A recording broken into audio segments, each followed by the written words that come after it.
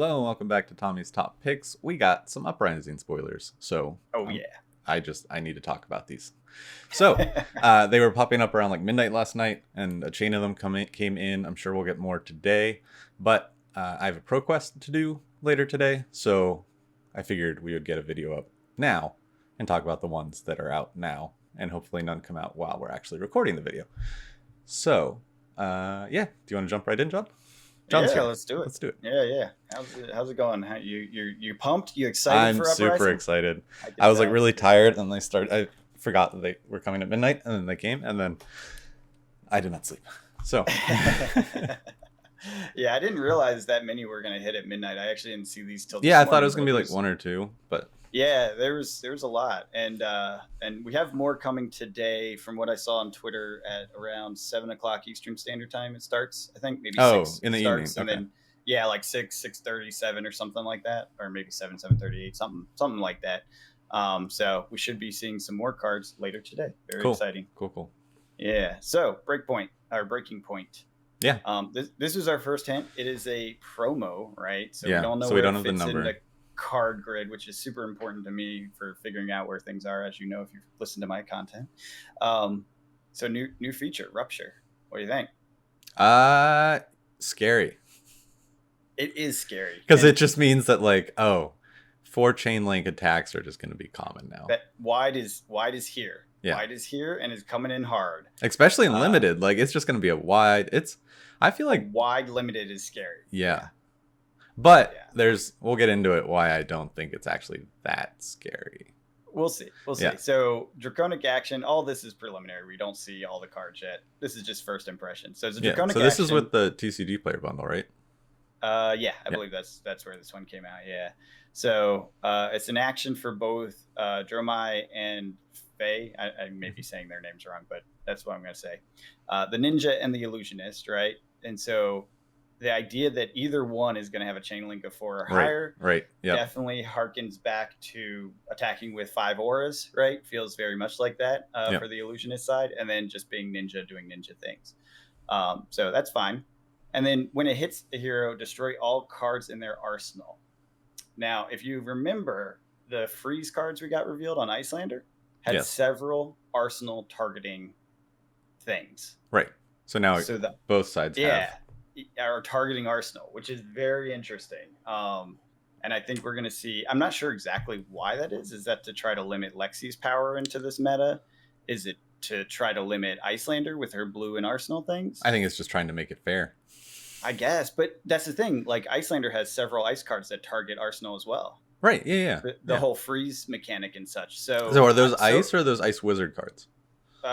Might be Ice Wizard. I could be wrong on that. Because we can double check that. Yeah, because with Lexi, it's wouldn't be able. Yeah, to Lexi, it just hurts any ranger basically. Right. All these cards just hurt any ranger. Poor rangers. Oh my god, I feel bad.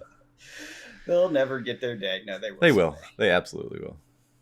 So interesting. It's a 5 attack for 1, right? Mm-hmm. And then it's a 1 pitch red line, which we'll see with Dromai is. So you're still paying 1 on your 4th chain link. Yep. Still paying 1 on your 4th chain link, so everything's got to be low cost to make that work. Right. But even which if goes you don't against get Frostbite. Rupture, Frostbite, I feel, is going to hurt a lot more. Ooh, that's a good point. That is a very good point. So even though they may not get out as many, and I'm thinking limited wise right now. Yeah. Even though they may not get out as many, 1 hurts that much more. That's true. And if you think about, remember all those synergy cards with Frostbite, the one that makes Frostbite tokens cause 1 damage. There's several. There's 2 or 3 that came with the Icelander cards that basically made Frostbite tokens more interesting. Right. So then you're even more motivated to get those out, and now it breaks this down to keep it from going off. But then again, it's a bonus, right? It's still a 1 for 5. Like, forget the Rupture text. It's a 1 for 5. Yeah, absolutely. Like, that's great. That is really good. And it blocks for 3. And it blocks for 3. That's a really good card. And it's red, which helps with Dromai, as we'll see in a second. Yeah. So all good things with this card can be used. I thought originally, I was like, this is just for the ninja. Like, there's going to be cards that are just awkward, right? But we'll see. Yeah. We'll see. All right. So next up came Ash. So this is a key part. It's a material. Yeah. It's a token. While Ash is under an object, that object has Phantasm. Most notable, like there's a lot of interesting bits here, and we've all been wondering what the heck is Ash, right? Because we saw the reference in the dragon cards and The stuff. acquire like, the cost, yeah. Yeah, how does it work? How does it work? How does it work? Well, now we know. So it creates Phantasm for anything it's under, and as you'll see with some of these other things, and if you saw the sneak preview of how the transform works on Optima, whatever his name is, the first dragon. Yeah, sure. It transforms an Ash into the dragon. Right. That's how all the dragons work. So the Ash automatically goes under the dragon and makes the dragon have Phantasm. So dragons attacking can be popped. That means in this meta, that means this meta, big swingers are back. Your Bravos, Brood's your coming. Reinhardts. That's what I'm saying. Brood's your Reinhardt, coming. Your Bravo. Who else is Dash big swinger? She's got some big. She has some. I don't think she's consistent as Reinhardt and Bravo though. Briar, yeah. Earthbriar has them. She has a few. Yeah, she does. There's six swingers. Yeah, so because it's got to be. It can't just be modified. It has to be base attack. Yeah, absolutely. No, it can. It can be modified. It can be modified. Yeah, so that's why the big thing with Earthbriar is you have Channel Mount Heroic. All your 4 attacks are now 7s. And when defending, just dropped. And what? A new dragon just dropped, so we'll get to that afterwards. All right. Cool. Good stuff. It's a good day. It's an amazing day. So, anyways, it's like Ash, Christmas and my birthday at once. So, here's one thing that's very key and very important because there's a lot of talk about how this would work. It's not an aura. No, you cannot pop it. You cannot pop it. It doesn't work with any of the old Illusionist cards. Are there any items in Everfest that refer to material? No, not that I'm aware of. No, I think material's brand new. I think there's never been anything referencing this before. But the fact that there's no aura takes dromai further away from classic Illusionist. That means most of that old pool doesn't help. You know, all the different things that modify how auras work? Yes. It doesn't apply to her at all. So far, we have no aura cards for her. So she is like basically a separate Illusionist pool of cards. There's no crossover at this point. Right. Yeah. Oh, yeah.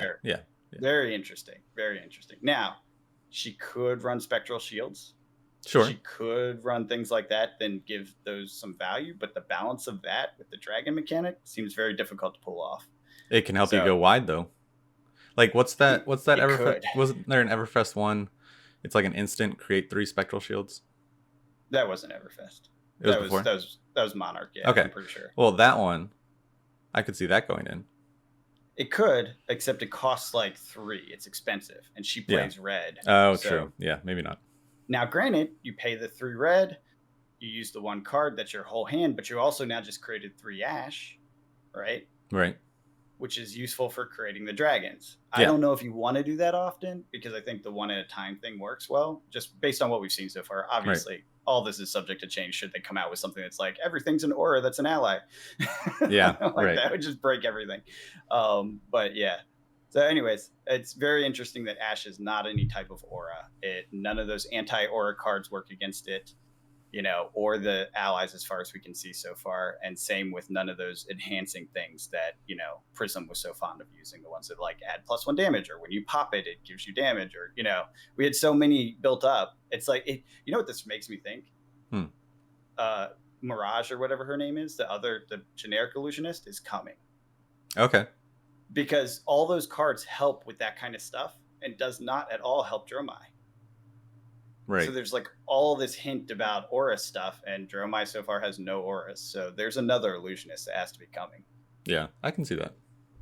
Anyways, moving on. Next up, we got Aether Ashwing, the other token. Yeah. It gives you Arcane Barrier 1. Yeah. Take that, Kano. Yeah. On like an instant basis. But, okay, so here's the thing. So you have the Arcane Barrier 1, right? So that means you don't really need to throw it into your gear against Kano. Mm-hmm. However, if you're playing that red line, it's still going to hurt paying that. Paying what? Arcane Barrier. One. Yeah, it's true. It's still going to be costly.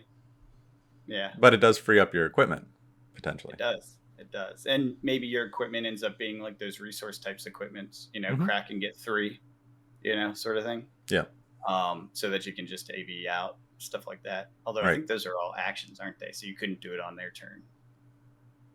You can only do it on yours. But it's our turn. Yeah, we'll have to see. I was going to say, but it's Wizards, so our turn is the thing. Right?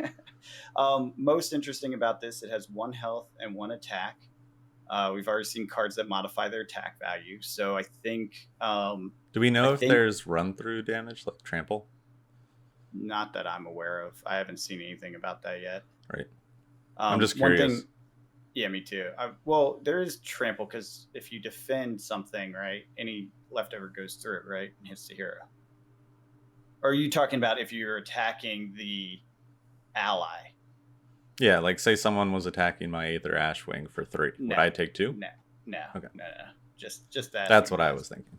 Yeah, because we've had allies before. The Blasphemate and the other one, the demons, the 2 demon allies. Right. I've literally never played against them, I don't think. Oh, yeah. They're really interesting, but they're very, very slow to get out. These are clearly much faster to get out. So pretty interesting. Arcane Barrier by default. It looks like they're going to modify the rules. We don't have confirmation on this yet, and we won't until the whole full set is released. But it looks like they're going to modify the rules so that you can always attack with an ally. Interesting. So you don't need go again? Is it like instant? Yeah, so the other allies have... Is it a chain link? Yes. Okay. It's an attack, yeah. So the other allies have text on them that's like 0 cost. I forget the exact term, but basically action, attack with this ally, right? And so they swing for their attack value 6. And so that's something that's not on these allies, any of them that we've seen so far. There's no indication on how to attack. The other allies, the old ones in Monarch, they said how to attack. So there's one of 2 things. Either they're modifying the rules that allies can be chosen to attack anytime they want for free, for 0, or, which is maybe more likely, there's a weapon that allows the attack. There's an illusionist generic weapon, kind of like Iris, that says pay 3, an ally gets to attack. Pay 1, ally gets to attack, right? Something like that. Right. Which is possible. Okay, so here's the question. So you attack with a couple Aether Ashwings. Are those going to be chain links, or are they going to be separate chains? They're chain links, and you can end a link anytime you want, right? By option. Okay. So for getting to that 4 chain links thing, you just have to say ending chain link, chain link, right? You can do that each time you want. That is an option of the attacking player, so it shouldn't be a problem. You don't have to intentionally break the links to make it happen. No. I was just wondering if this did it automatically or something. No. I think it's automatic anyways, because each attack is its own link, right? Yeah, right. So by the 4th attack, that's the 4th chain link in the chain. Gotcha. Okay. So that would trigger rupture, I believe. We'll find out. I'm sure there's going to be rule clarifications with the release. So. Yeah, absolutely. Cool. Well, next up, we got Rake the Embers. Cost 1. Ash token. Yeah, cost 1, red. Blocks for 2. Create an ash token, then transform up to 3 ash you control into Aether Ashwings. Go again. Yeah, so here's an interesting thing, and we haven't gotten there yet, but dromai is when you pitch red, create an ash token. So you're automatically, by playing this card, creating an ash token and then creating another ash token. Yep. And then you can transform 3. So if you have 1 on the field and you play this, I believe you can create 3 Ashwings. Which, again, with dromai, if you've paid 1, right, to do anything, such as Rake the Embers, they all get go again. So you can automatically swing for 1/1/1 by playing this card. Okay, so here's a limited thought that I had. Stores at the end of the event should hold on to the tokens, because people are going to need a crap ton of these ash tokens. Because they actually go under things. They go under It's not like you can just put a dice on it. I feel like you're going to need like a bunch of the tokens. I wonder how that's going to work, actually. That's a good point. Yeah. Anywho. And it has go again, so that's nice. Yep. Yeah, this basically is automatically a 1/1/1 attack, which gets you to your 4th chain link. But for a persistent 1/1/1 attack. Yeah, does seem that. Well, only if you actually played something first. Remember, the go again only happens if she plays a red. So we'll get to it in a second. What do you mean? But that's how dromai works. The dragons don't have go again by default. Right.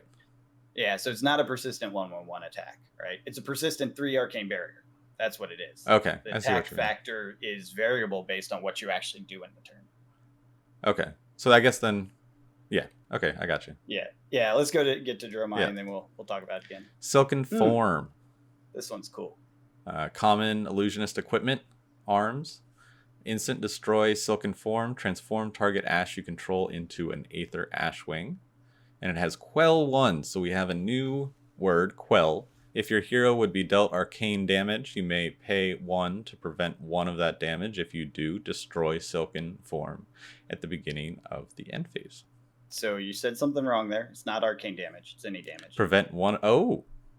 Any damage. Oh. Yeah. Okay. Which is sweet.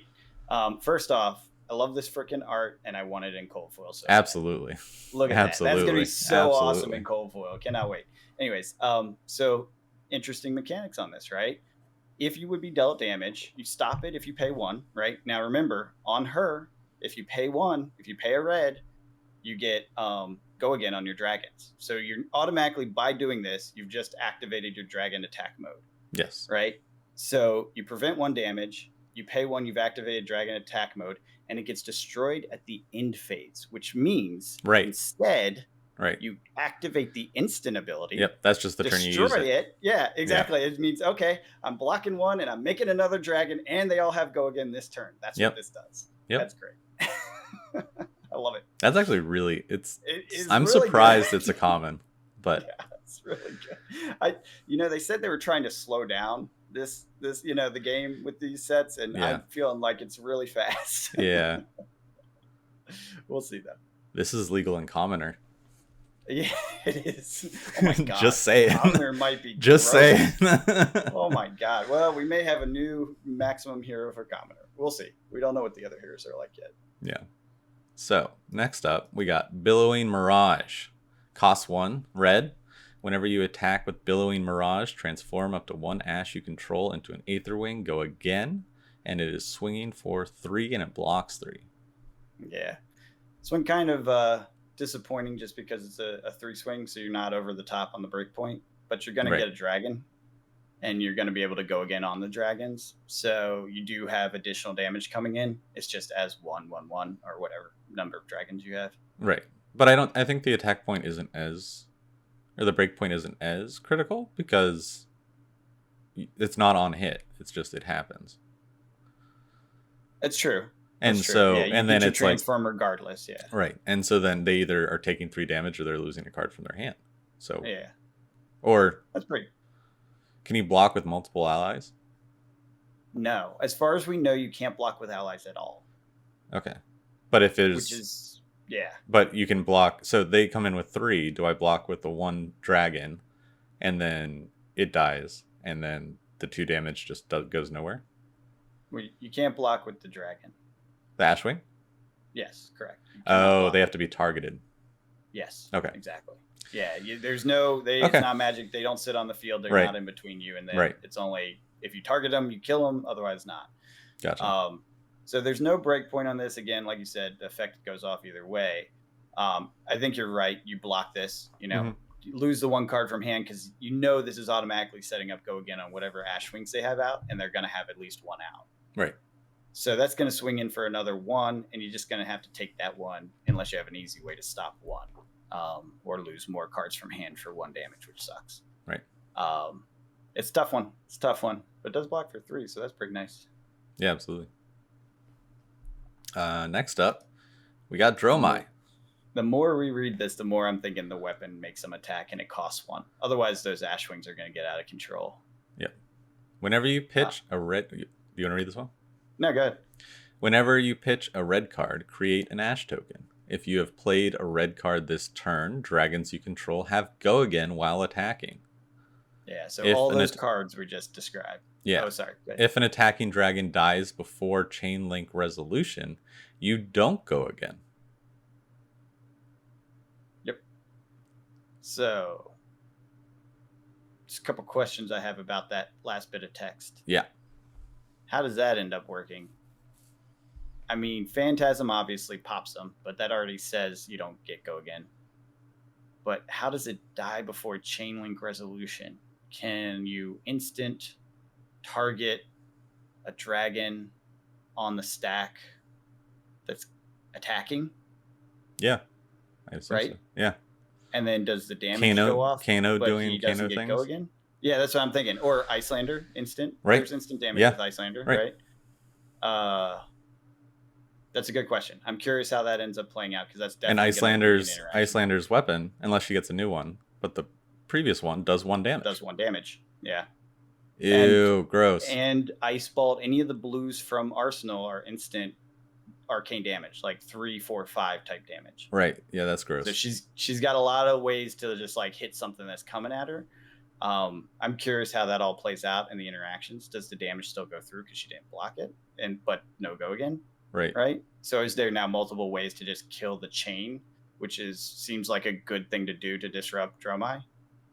Yeah. And if you think back to those cards we just looked at, all of them were 1 cost, right? 1 or 0. Yeah. Right.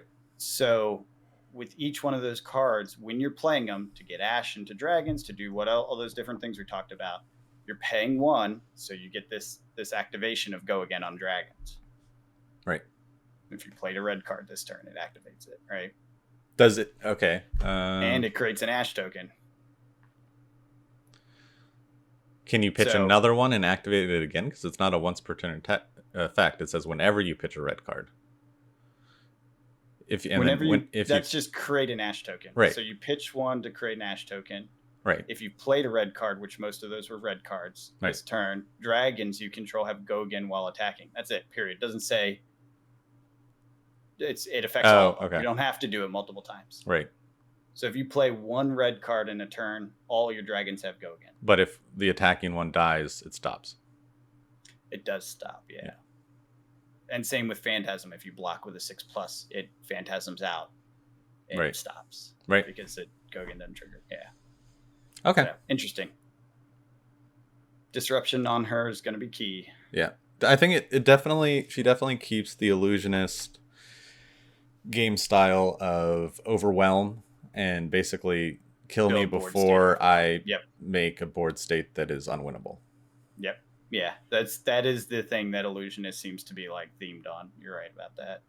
And so if you think to taxing, right, Lexies and Icelanders putting out frostbite tokens, it's not the end of the world, right? So you have to pitch 2 to do these things that we were talking about.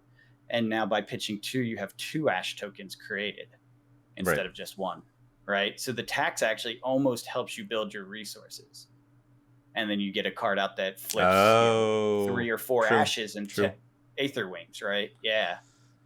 So it's an interesting dynamic. Yeah. It's an interesting dynamic. Yeah, okay. There's going to be a lot of deck cycling. So I think, like with paying those, I think there's going to be a lot of deck cycling. So pitch stacking might come back. It might. And I'm actually especially in limited, like pitch stacking in limited. Have fun.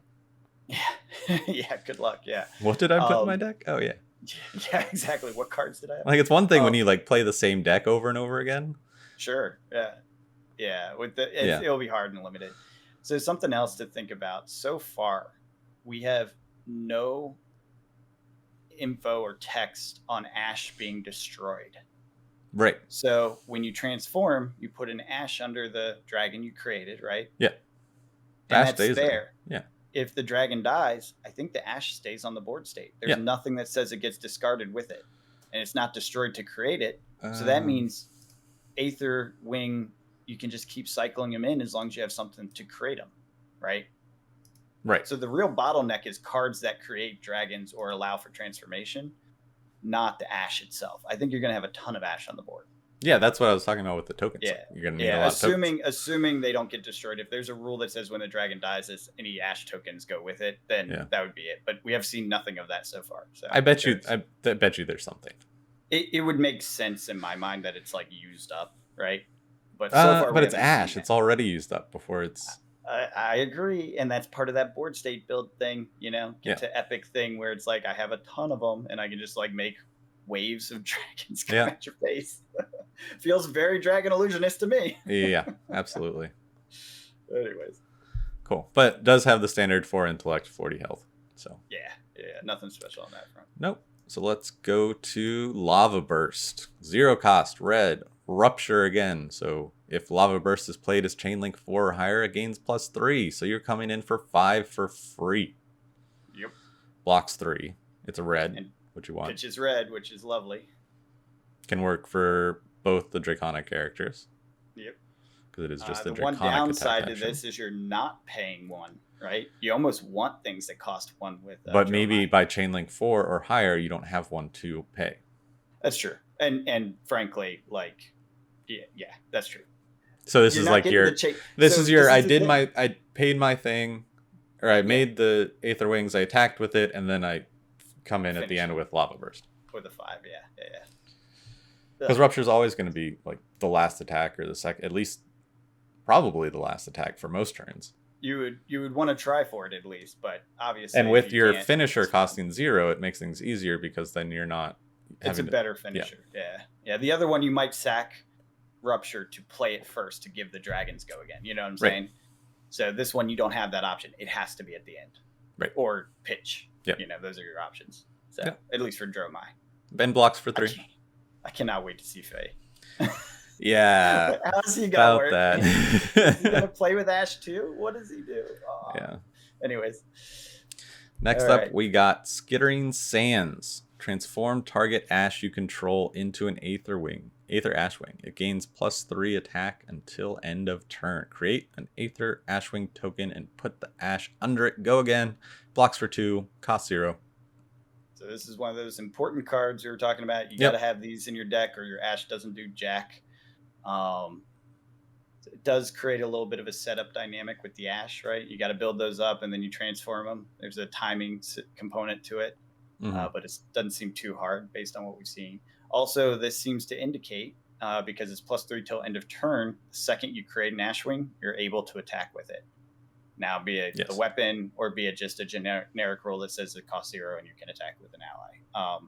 I'm more leaning towards the weapon saying pay 1 and attack with, a dragon. Right. That keeps it from getting too wide. Otherwise, you could have like 40 attacks. Maybe it's pay 0. I mean, it could just be one of those like Luminaris, Right. If you've pitched red this turn, pay 0 to sort of thing. Could be gross. Yeah, we'll see. We'll have to. I'm very excited to find out about that. But yeah, I think that is all we have except for this dragon. Let's see if I can pop new that dragon popped. We actually learned about this before. Yeah, there's the TCG Player article that came out without the images. Yeah, without the images, so we didn't have a full understanding of it, but now we do. Legendary, okay. So you can only have 1 in your deck. Let's see. Sorry, there's 2 sides, so I have to get... This is definitely my favorite dragon art so far. Absolutely. Yeah, legendary. Yeah. Looks like it costs 4. Mm-hmm. Legendary, you may only invoke 1 Dominaria in your deck. Transform target Ash you control into Dominia. Go again. Blocks for 3. I don't know why you would want to block that. Never block. This goes right in your arsenal so that your red hand can go. In fact, this is more important than Optimi, I think. But if it goes in your arsenal, there are threats to your arsenal now. That's true. It freezes. You could get your arsenal frozen or destroyed. Ooh, yep. That's fun. And then you just lose the dragon before it even comes out. Yeah. Can you get the other side up? Yes. Let's take a guess. Is it this one? Yes.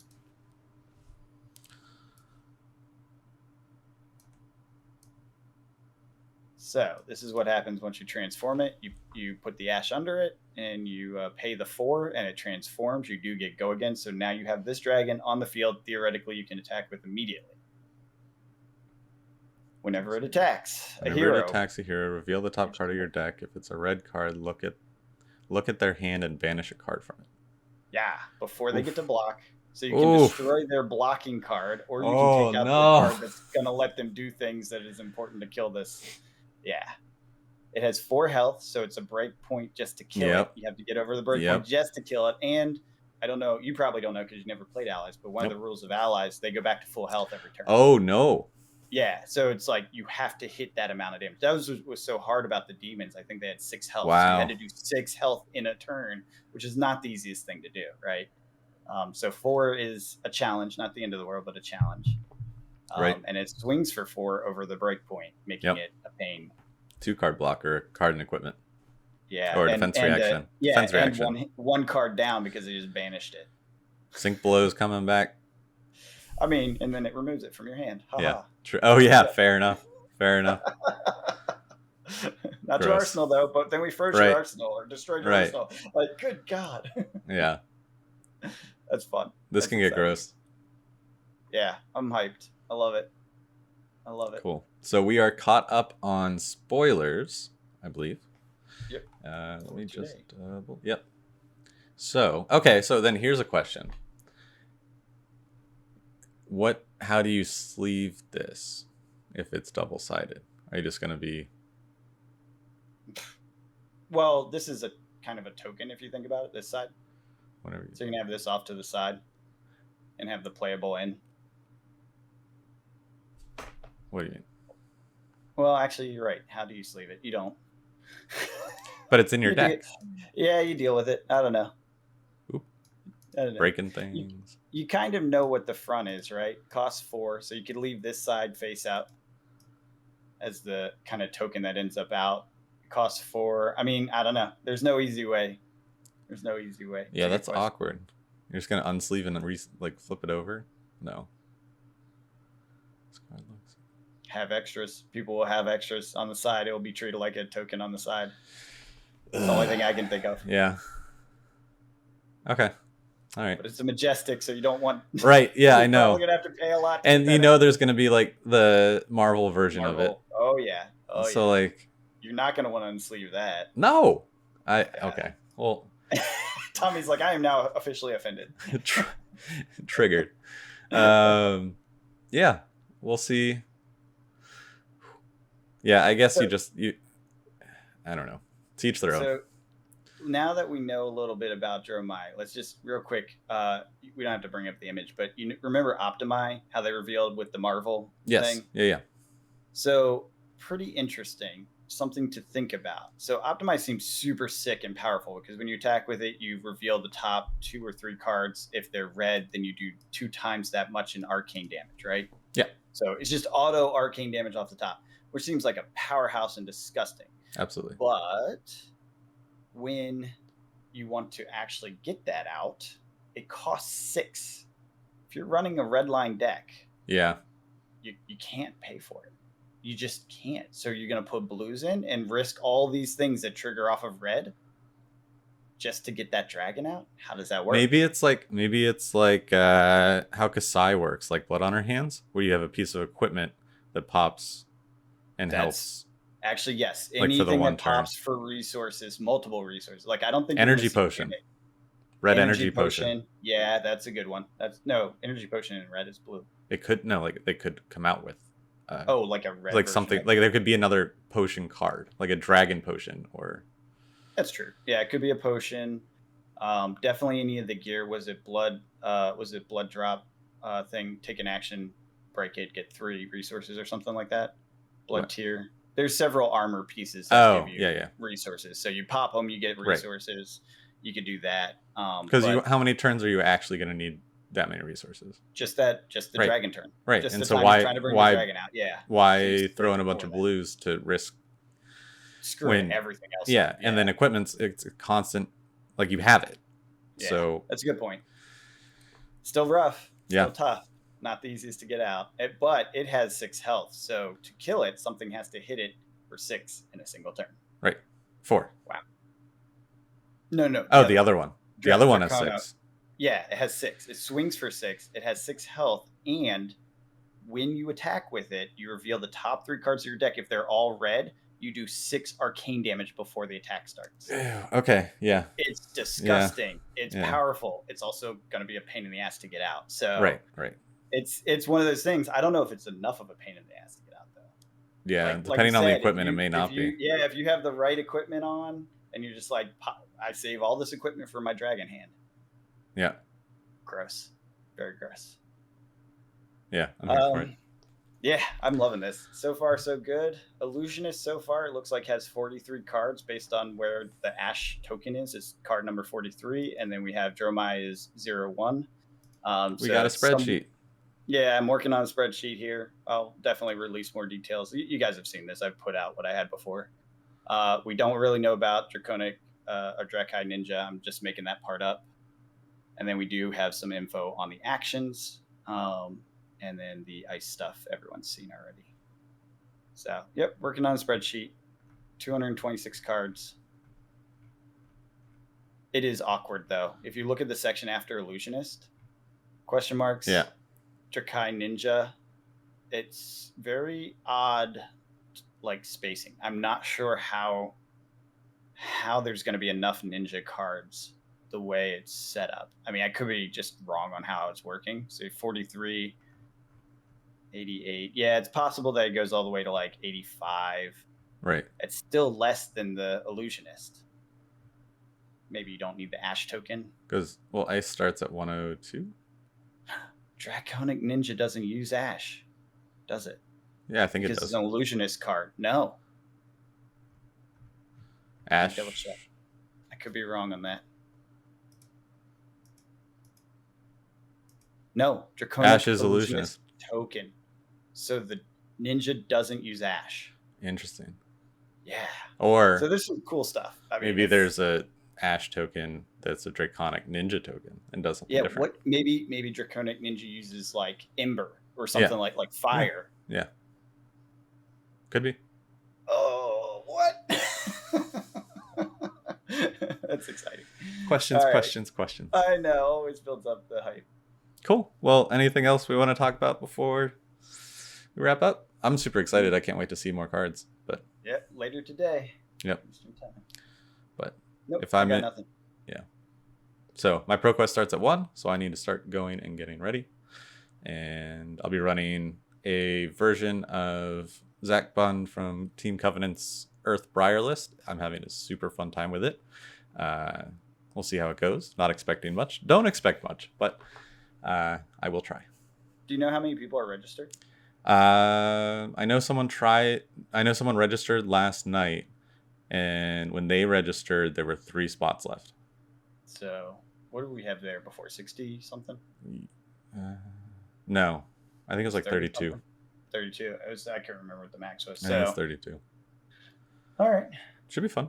So that's pretty filled. I was curious because some of the other, YouTubers and whatever talked about their ProQuest and how it was like half as many people as last time. So that's and that's what I heard about. I stopped in at Greg's Games. That's where I got the classic battles, and I was talking to him about it. And they had theirs last week, and he said it was like half the attendance. Yeah.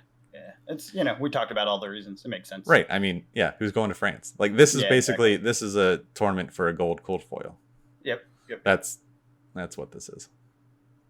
Cool. And I guess a bunch of Elo. Elo would help, but yeah, that's true. Yeah, cool. Alrighty. All right. Anything else? Nope, that's it for me. All right. I'm sure we'll be back with more Uprising spoilers as they come out, but not until Tuesday. Maybe we'll see. Yep. All right. Until next time. We'll catch you later. Have a good one.